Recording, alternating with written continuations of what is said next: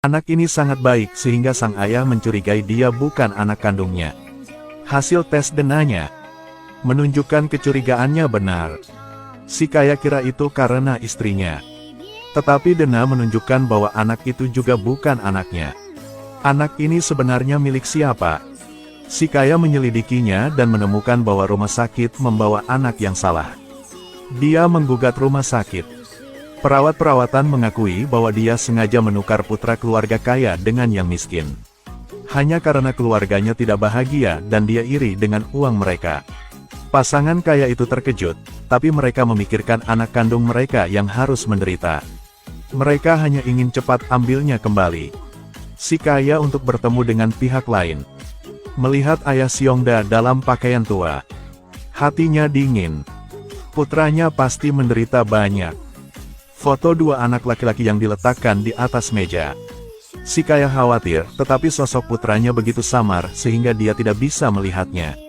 Tanpa daya dia melihat istrinya, lahir di keluarga yang miskin, bahkan gambaran yang jelas pun tidak dia milik. Dibandingkan dengan pasangan kaya yang ingin melihat putra mereka. Si ayah miskin hanya ingin berbicara tentang kompensasi dengan rumah sakit. Tetapi rumah sakit menggunakan alasan itu adalah semua kesalahan perawat. Dan ingin mereka segera memutuskan apakah akan saling menukar anak mereka atau tidak. Tapi mereka sudah bersama selama 6 tahun, bagaimana bisa mengatakan tukar dan segera melakukannya. Jadi kedua keluarga berdiskusi untuk mencoba dan melihat-lihat. Kemudian Yamamoto pergi dengan mobil mewahnya. Dan gerobak roti Xiongda terlihat sangat menarik. Yamamoto masih khawatir untuk bertukar. Seorang kerja punya ide buruk. Karena Yamamoto kaya dan kuat, jadi dia bisa membesarkan dua anak. Si kaya segera paham. Keesokan harinya kedua keluarga bertemu untuk pertama kalinya. Dan temukan bahwa Xiongda melahirkan 3 anak.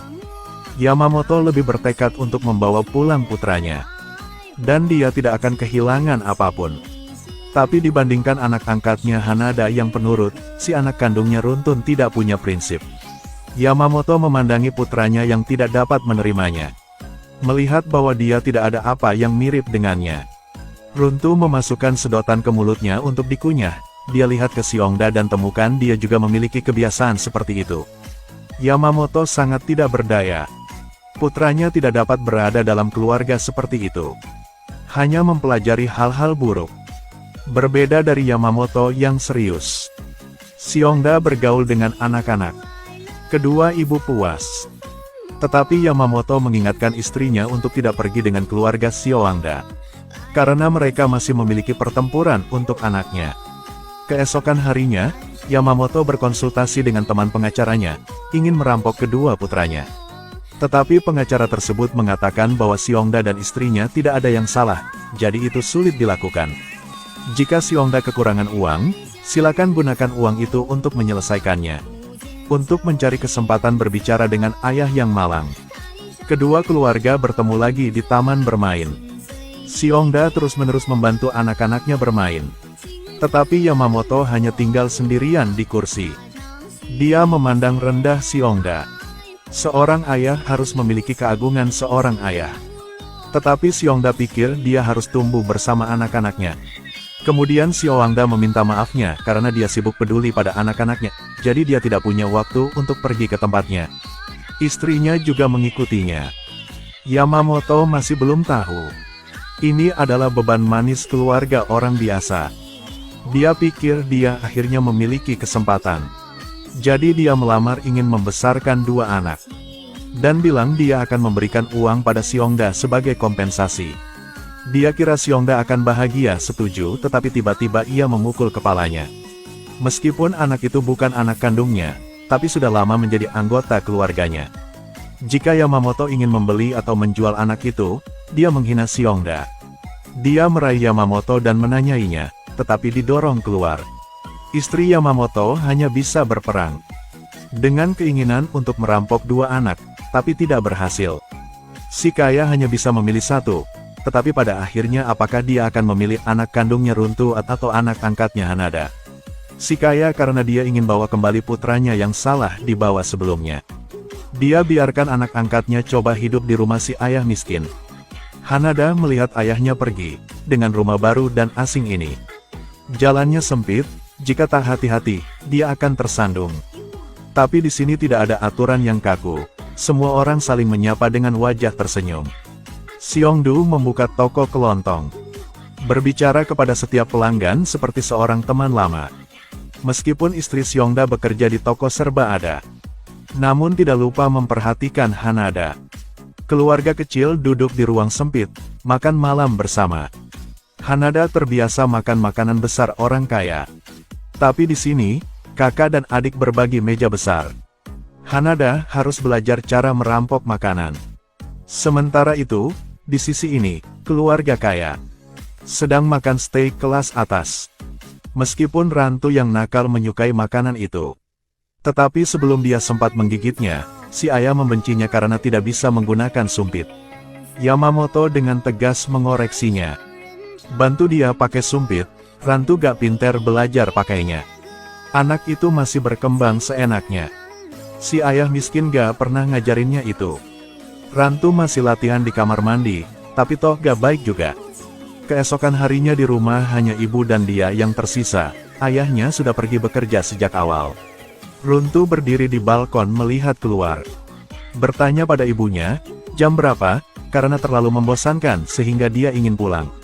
Tetapi sekarang Hanada sangat senang, Xiaodong membantu anak-anaknya memperbaiki mainan mereka.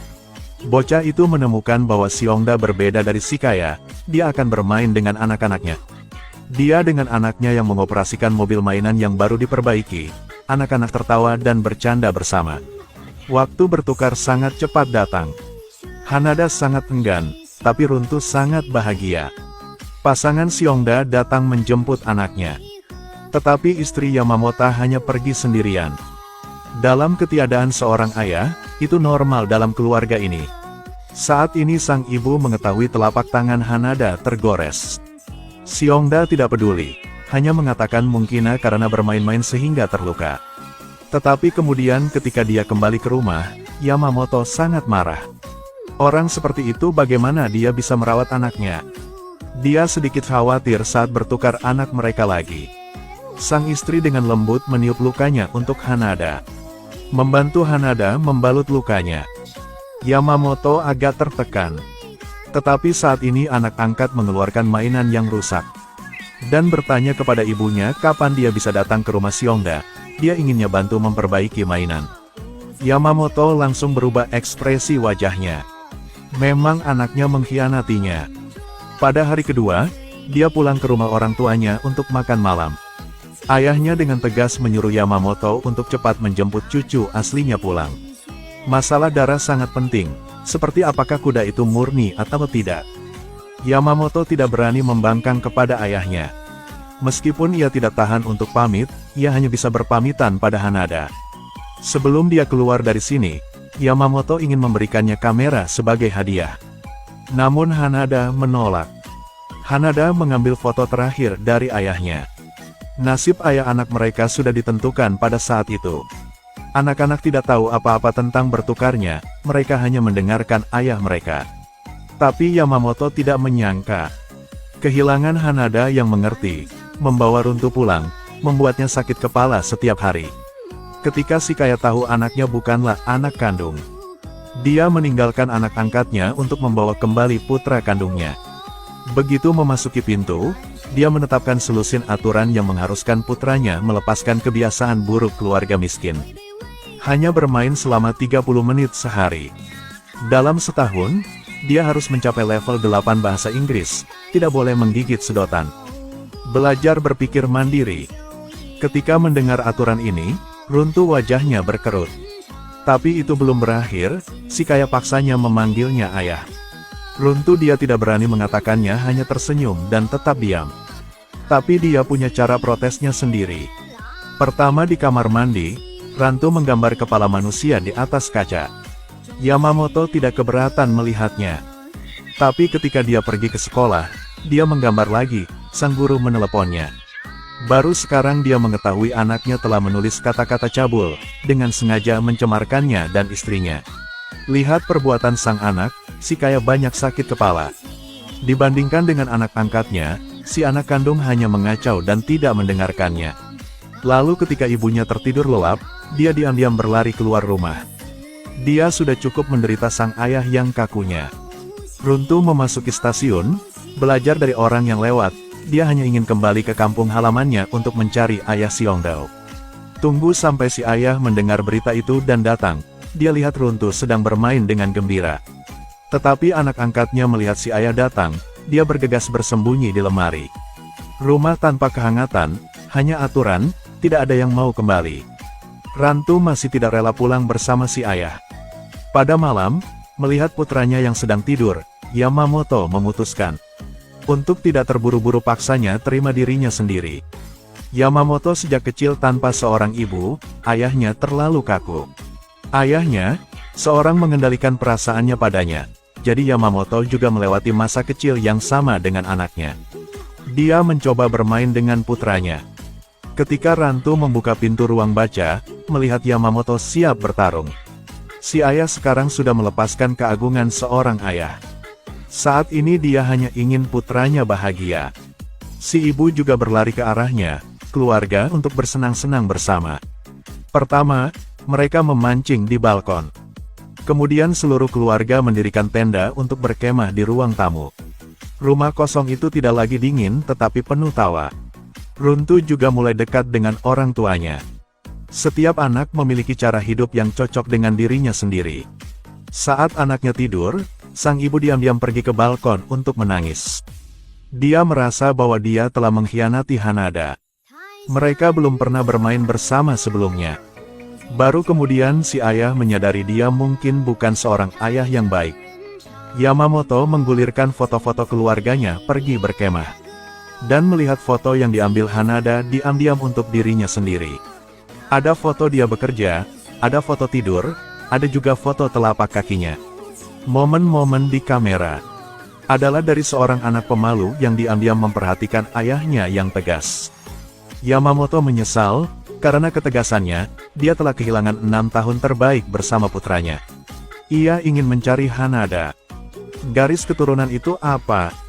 Selama ada ikatan kasih sayang, mereka adalah kerabat.